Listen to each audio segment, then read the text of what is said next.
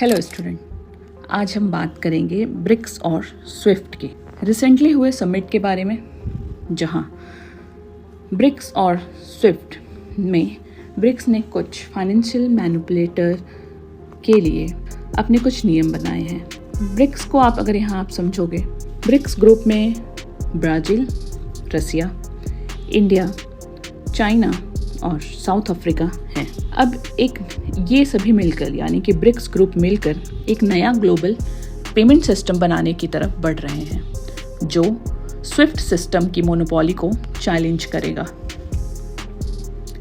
ये इनिशिएटिव एक बड़े ग्लोबल स्विफ्ट का हिस्सा है, जहां दुनिया अब यूएस डॉलर के डोमिनेशन से निकलकर एक मल्टीपोलर फाइनेंशियल ऑर्डर की तरफ जा रही है। तो ये स्विफ्ट क्या है? What is Swift? चलिए इसको समझते हैं। स्विफ्ट का फुल फॉर्म है society for world wide interbank financial telecommunication. ये एक ग्लोबल नेटवर्क है जो वर्ल्ड के बैंक को कनेक्ट करता है ताकि सिक्योर इंटरनेशनल ट्रांजैक्शन हो सके।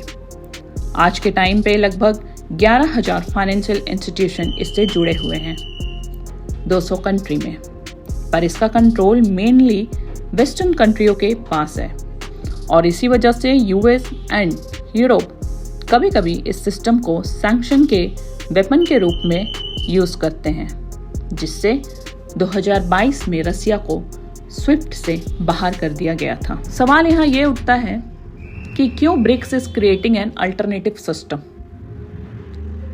तो यहाँ समझिए, ब्रिक्स के देश चाहते हैं एक ऐसा मैकेनिज्म जहां उनके ट्रांजैक्शन सेफ रहें और उन्हें वेस्टर्न सेक्शन का थ्रेट ना हो।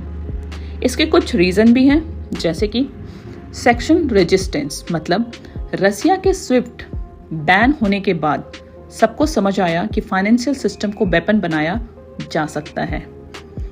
दूसरा है डी डॉलराइजेशन। ब्रिक्स चाहते हैं अपने ट्रेड को लोकल करेंसी में करें ताकि डॉलर पर डिपेंडेंसी कम हो।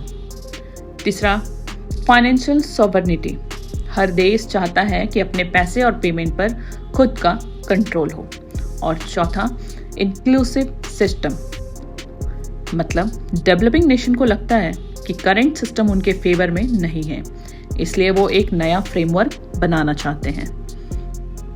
तो ओवरऑल इन सब में इंडिया का पर्सपेक्टिव क्या है? हम इंडिया के पर्सपेक्टिव की बात करें तो इंडिया इसमें एक बैलेंस्ड अप्रोच लेकर चल रहा है।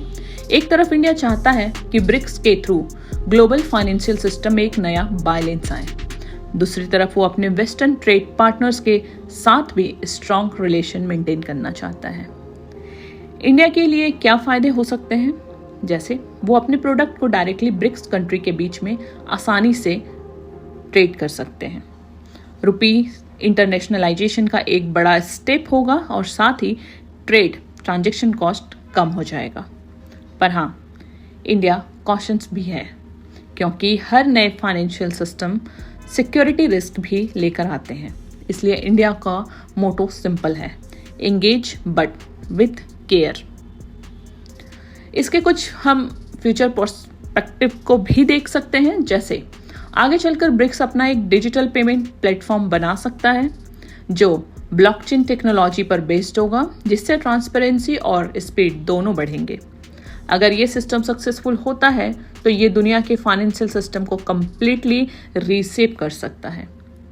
डॉलर का डोमिनेंस कम हो सकता है और नए रीजनल करेंसी ऊपर आ सकती है। लेकिन चैलेंजेस भी हैं, जिससे ब्रिक्स के मेंबर के बीच ट्रस्ट डिफिसिट, टेक्नोलॉजी इंटीग्रेशन और इंटरऑपरेबिलिटी इशू हो सकती है।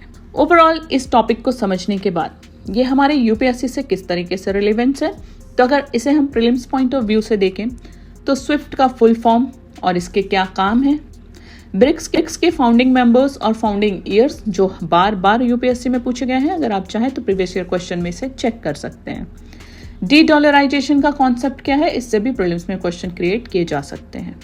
मेंस की अगर हम बात करें तो आप स्क्रीन पे देख सकते हैं जीएस पेपर 2 और 3 से रिलेटेड आपके कुछ क्वेश्चन बन सकते हैं, जैसे discuss the implications of BRICS creating an alternative to SWIFT for global financial governance.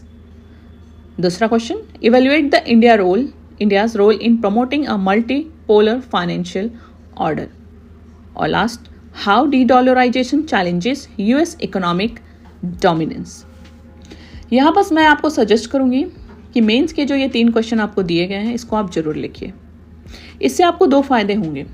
एक, आपको समझ में आएगा कि आपको अपने आंसर को कंसाइज वे में कैसे लिखना है। दूसरा, आपने अगर इस पर्टिकुलर टॉपिक को बहुत अच्छे से समझ लिया है तो आप इसके आंसर को भी बहुत अच्छे से लिख पाएंगे, क्योंकि अल्टीमेट क्वेश्चन में वही पूछा गया है जो आपको पढ़ाया गया है। तो अगर आपको कॉन्सेप्ट समझ आता है, अगर आप इसके बारे में सोच सकते हैं कि और इसमें क्या बेनिफिट्स हो सकते हैं, इंडिया को क्या बेनिफिट्स हो सकते हैं, ओवरऑल ग्लोबल वे में इसमें क्या बेनिफिट्स हो सकते हैं, तो वो सारे पॉइंट्स को आप अपने आंसर में भी लिख सकते हैं। अगर हम लास्ट इसके बारे इस चीज़ को कंक्लूड करें तो ब्रिक्स का ये कदम सिर्फ एक पेमेंट सिस्टम बनाना नहीं है, ये एक सिग्नल है कि दुनिया अब सिर्फ एक पावर के इन्फ्लुएंस में नहीं चलने वाली। आज ग्लोबल फाइनेंस का फ्यूचर वॉल स्ट्रीट से लेकर न्यू दिल्ली तक लिखा जा रहा है और इंडिया उस नए चैप्टर का एक इम्पॉर्टेंट ऑथर बन सकता है। So this entire series presented by the नीति एंड चैनल, जहां पॉलिसी मिलती है धर्म से और नॉलेज मिलता है विजन से। Thank you.